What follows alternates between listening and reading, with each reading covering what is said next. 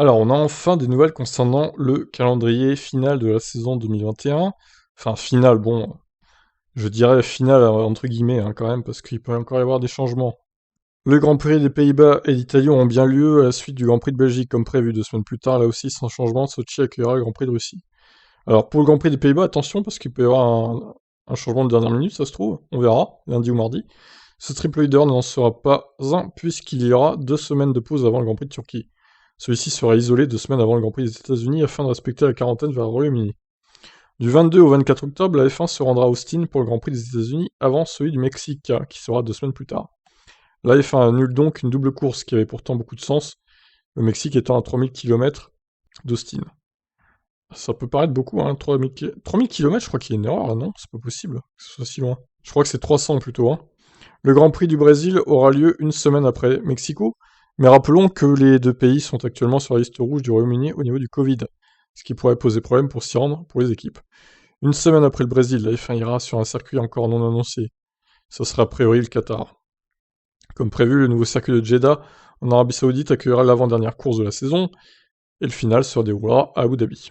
La rumeur enflait depuis hier avec un remplacement par le Mugello du Japon donc, mais l'organisation ne pourra pas se faire. Voilà donc Stefano Domenicali qui nous communique ce calendrier que vous voyez là maintenant.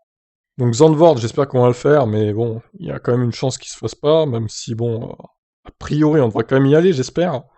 Russie 2 semaines après Italie, Turquie esselée entre la Russie et les États-Unis comme ils ont dit donc, c'est pas très grave au pire. Alors il y aura aussi 2 semaines, hein, comme ils ont dit, entre les États-Unis et le Mexique, c'est un peu dommage. Brésil une semaine après le Mexique si le Brésil a bien lieu. Par contre, si la situation empire au Brésil, bah du coup il y aura pas de Grand Prix. Hein. Ils vont pas non plus mettre les pilotes et les mécanos en danger. Hein. Alors Qatar peut-être du 19 au 21 novembre. Alors du coup c'est assez étonnant parce que pourquoi du 19 au 21 novembre en fait? Pourquoi ne pas avoir mis ça en triple header une semaine avant l'Arabie Saoudite si c'est vraiment le Qatar? Parce que là du coup il y aura 2 semaines d'écart entre le Qatar et l'Arabie Saoudite. Ça n'a aucun sens. Alors, à moins que ce soit un autre Grand Prix surprise, qui aurait lieu dans les Amériques aussi, je sais pas. Mais là, ça n'a pas beaucoup de sens hein, de mettre un espèce de triple leader bizarre avec Mexique, Brésil et possiblement Qatar.